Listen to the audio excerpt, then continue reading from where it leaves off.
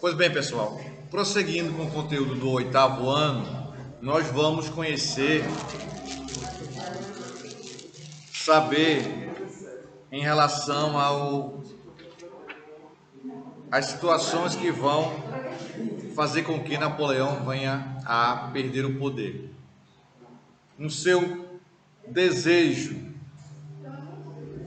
exagerado de ter poder, de construir um grande império, Napoleão tem o seu objetivo mais ousado agora, em termos de invasão a outros territórios, a outras regiões.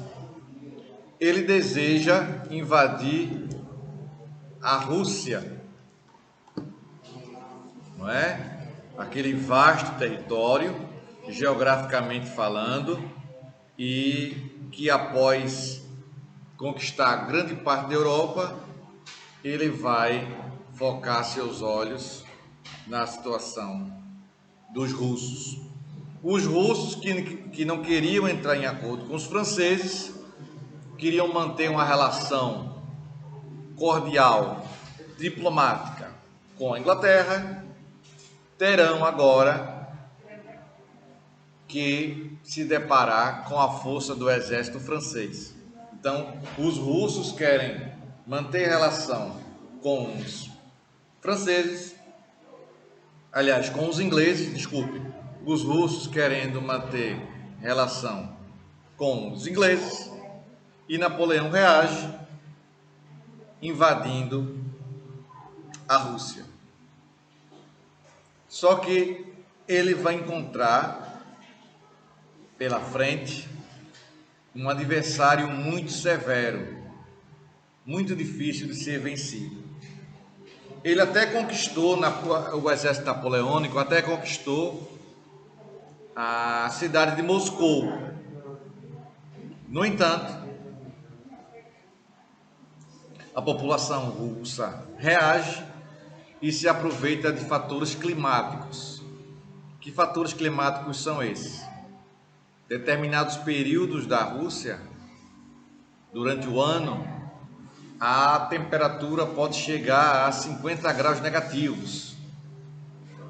Então, com essa temperatura muito baixa, os franceses teriam um problema para se adaptar, para se manter, para comer e para fazer com que o exército russo pudesse evoluir. Com isso, a população russa se une, faz uma estratégia que chamamos de guerrilha, ou seja, queima plantações, não deixa o exército francês, não é, ser um exército que tenha alguns favores, rejeitam os russos qualquer apoio, qualquer situação a favor dos franceses, vão dificultando cada vez mais a estadia dos franceses, não é? Em termos de fome, de falta d'água, e a máquina francesa tem dificuldades em termos de império, de prosseguir, de evoluir por conta desses fatores. Então, temos com isso a queda de Napoleão. Pois bem, já mencionei também em aulas anteriores, eu vou reforçar que a formação do Império Napoleônico tem a ver com a nossa história, com a história do Brasil. Por quê, professor? Porque Napoleão vai mandar que tropas francesas possam invadir Portugal. E, estrategicamente, Dom João, que era o príncipe regente português, recebeu conselhos da sua corte e também dos ingleses que ele fosse para a sua colônia mais próspera. Então, Dom João acatou, Dom João aceitou e foi para a sua colônia mais próspera, que era o Brasil. Chegou aqui em 1808, não é? Inclusive, esse ano de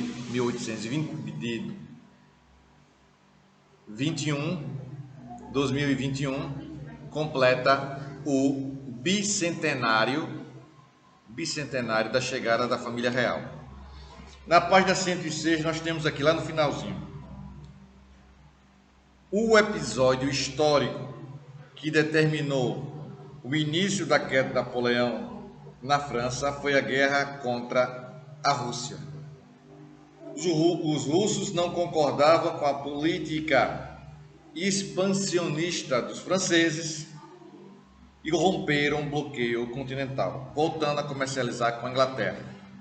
Não é? E aí tivemos o fim do Império Napoleônico, na página 107, que diz que ele deu um passo maior do que a perna. Não é? Um passo maior do que a perna. Na página 108, saindo da página 107 e indo para a 108, vamos ter aqui uma imagem que vai tratar da reorganização da Europa com a saída de Napoleão. O que é que nós temos? Desde cedo, Napoleão foi considerado um militar bastante habilidoso. Página 108, acompanha aí, viu? Muito bem. Isso, muito bem. Bastante habilidoso e excelente estrategista, demonstrando grande conhecimento político e econômico. Como vimos, ele chegou ao poder com total apoio da burguesia, que financiava seus projetos, e em contrapartida exigia controle político e uma constituição que privilegiasse seus interesses.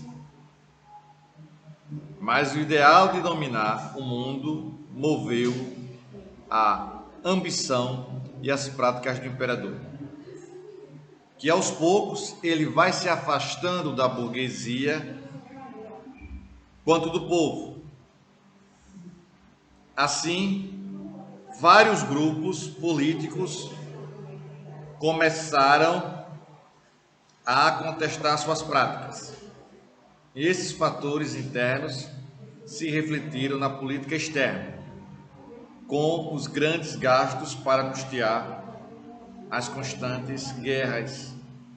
As dívidas aumentaram e a França começava a viver também uma grave crise econômica. Portanto, os principais motivos que levaram à derrubada de Napoleão Bonaparte do poder foram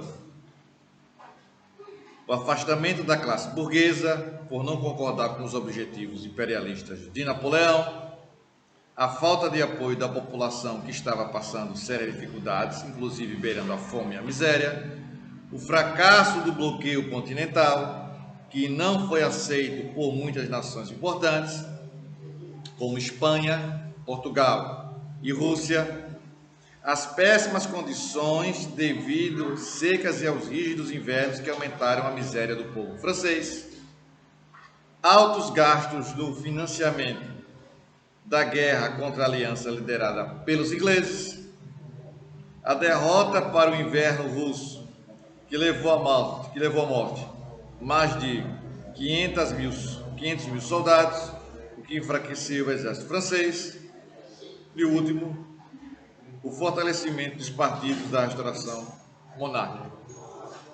Não é? E aqui, com isso, nós temos as condições, os fatos, os principais motivos que levaram à queda do regime monárquico. Na próxima aula, nós iremos tratar da volta de Napoleão.